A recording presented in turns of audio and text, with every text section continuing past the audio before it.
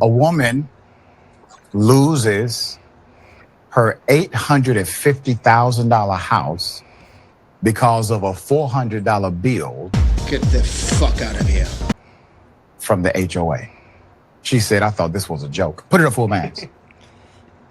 Hell, I thought it was a joke too. My perspective on buying cribs or whatever, to each his own. I feel like buying a house is kind of a scam, especially for reasons like this. At the end of the day, because she been paying on this. Ain't no telling how long. Probably got most of it paid off. You know what I'm saying? And all of a sudden, $400. You skip a little payment. Now it's ours again. That's unfair, bro. At the end of the day, I feel like that's a scam. I mean, if that's the case, then at least give her a portion of her money back. At the end of the day, I mean, ain't no telling like she planning on leaving this to her kids and I mean, whatever she got, family member, whoever she planning, you know what I'm saying? Because this is a pretty big crib, 850 bands, you know what I'm saying? And you mean to tell me that y'all gonna take her shit over $400, bro? That's sad, bro. I mean, and I don't know what's her like financial situation. Probably could have lost her job. People get in, situations, man. Life happens, bro. You know what I'm saying? We have our ups and downs, and she probably was just at a down state, and maybe she ain't got nobody to depend on. You know what I'm saying? But I would think for $400, I mean, somebody in the family could have helped her. You know what I'm saying? If she have close family members or whatever. But let's see the rest of the story. Miss Taylor Sanders, North Carolina woman, has now lost an $850,000 home. This is inching to $1 million after she missed a $400 payment to the Homeowners Association. So it led to foreclosure. She said, quote, "Oh my God, it's devastating for my children," she said. "I don't wish this on anyone." So Sanders' story goes back 5 years, where she was first informed she owed $400 in unpaid dues to the Weddington Hills Homeowners Association. The HOA sent her multiple letters, but Sanders told Action 9 News she never received them. She acknowledged the $400 debt. The board moved ahead with punitive action and acquired a lien on the property. This happened on the 2021 of February. 2 months after that, she received a letter saying that she owed $1,200 now and was told foreclosure proceedings would soon commence. And like that's what I be saying. Like this right here is sad as fuck, man, because you invested all that into this, and then somebody could come swipe you under there for a little bit of money, and this happened all the time. You know what I'm saying? I didn't see situations where people go get people career for $1,500 all because of they ain't paid their taxes. They got a tax, they got liens on these properties because people get in bad, like I say, get in bad situations and ain't making the money that they used to make. You know what I'm saying? Things down for them, lost their job or whatever. And this should be illegal at the end of the day because number one, uh, as far as the taxes, the people that's losing their houses on the taxes and shit like that, like after I got this house paid off, uh, how could you come get it for taxes? Like, what are you taxing me for? I mean, I get it. Okay, property tax or land tax. What are you? I mean, what's the purpose of that? That's basically saying I got to keep paying you because y'all built this house right here and I bought it from y'all and the house on y'all land. That's what that means. Got to be because at the end of the day, what am I study paying for? It's almost like you sign this paperwork to think man, I got me a crib. But you never stop paying for this ever, no matter what. Even after it's paid off, you still paying for it. Not to mention, if you go do the numbers, and I done them plenty of times, and you could go do them yourself, or go talk to, you know what I'm saying, a mortgage company, a bank or whatever, and just add the numbers up. Whatever house you go get, I guarantee you, if you follow that payment plan for 30 years, you're going to damn near pay almost triple for that crib. So you will never get back out of it what you putting into it. And I do get it. Most people, we want to leave, you know what I'm saying, something to their kids. Or at least back in the day, that's how it was. Because them folks was fresh out of slavery. So if nothing else, my child will have somewhere to lay his head. But you fast forward it, you know what I'm saying, nowadays, it's like, Nah, bro, this ain't the best way to move because at the end of the day, people making all kind of money, doing all kind of shit. You see what I'm saying? It's a different world we living in now, and it ain't just about them having somewhere to live because uh, they might got a better opportunity somewhere else. You see what I'm saying? Why would I hold you right here in this narrow you down to this one little section when you got so many things going on in the world where you could possibly be successful or rich or whatever you want to be. You know what I'm saying? And I ain't saying that's gonna hold you down because you know what I'm saying you could always sell a crib. But I think originally that's why we were so into houses. That's why we love cribs so much because you know what I'm saying you wanted some place to feel like home and like I said. After 30 years you pay it off, you could give it. You have something to give to your kids, and they won't have to struggle as bad as you struggle. But the government, they got a different plan for you, bro. That's why it's always tight. It's always bullshit in these contracts you sign, and then this is one of them.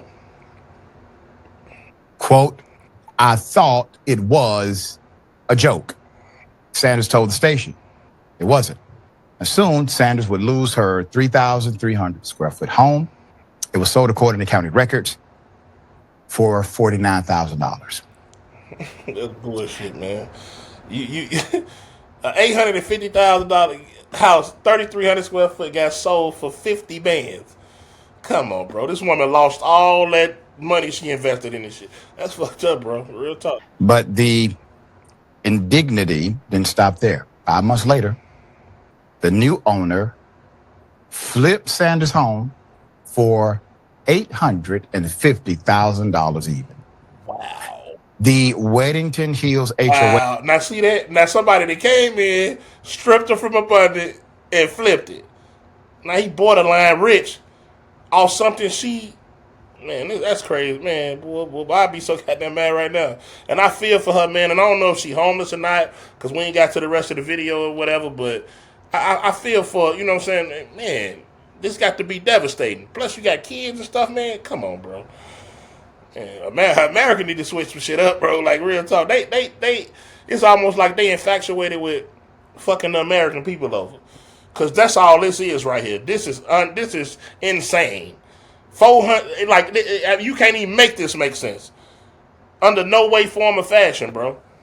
No way, form, or fashion can you make this make sense. Way has declined to comment, but their actions, according to the law, were entirely legal, leaving Sanders with no recourse. Currently, under North Carolina law, HOAs have the authority to place a lien on the property if a homeowner does not pay fees and dues. If those dues remain unpaid, the HOA can initiate foreclosure proceedings. They've been given this power to enforce community standards, though, like Sanders, not everyone fully understands where their insights end and responsibilities begin. They are not a government entity. They are not classified as a traditional private company either.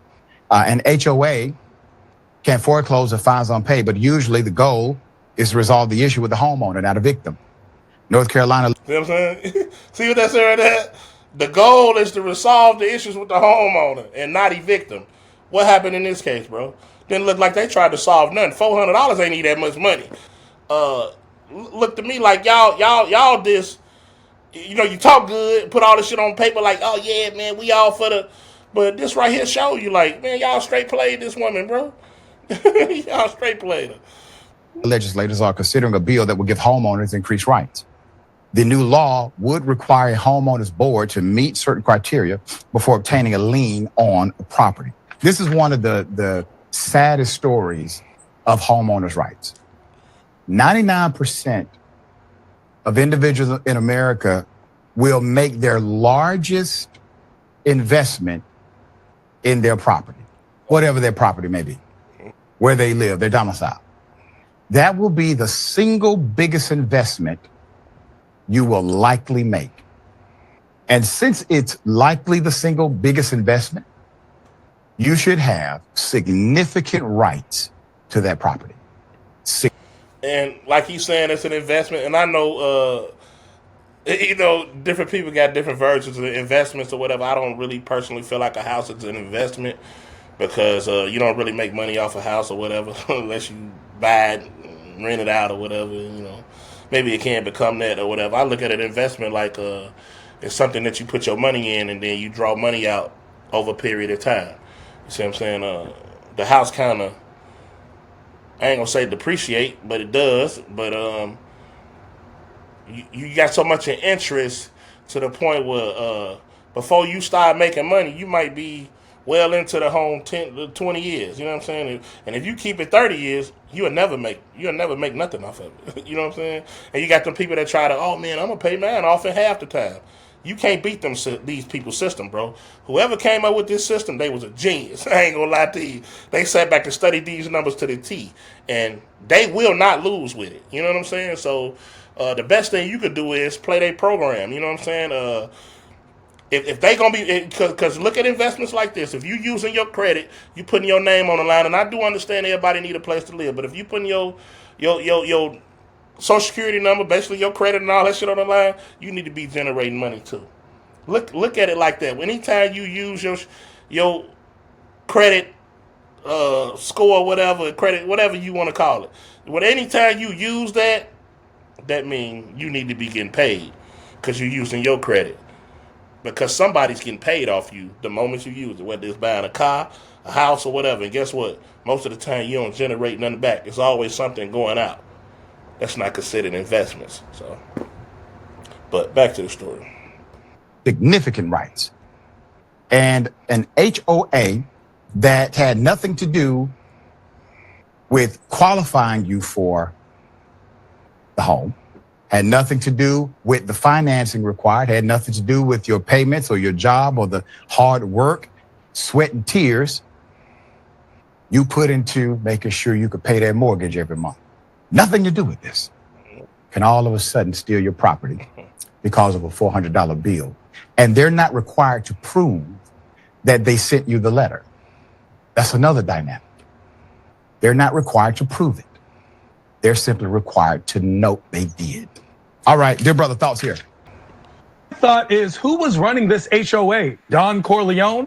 Who is this, the mafia? Because that's how it's seeming like it works. This is all part of this new Trump age movement where now we see dictatorships even on the community level. Taylor Sanders lost her home because of a $400 fine. There has to be some type of legal recourse for this action. This cannot be legal. How can we allow such a small, minute fine be the result of a home loss, especially in the United States of America? Even when the legal documents, let's say you get a fine by the police, they are required to make sure there's a notified form that they sent you this fine, letter, notice, agreement, whatever it is. Y'all let me know what y'all think down in the comments, man. Appreciate y'all for rocking with me, man. Don't forget to hit that like and subscribe button. Damn.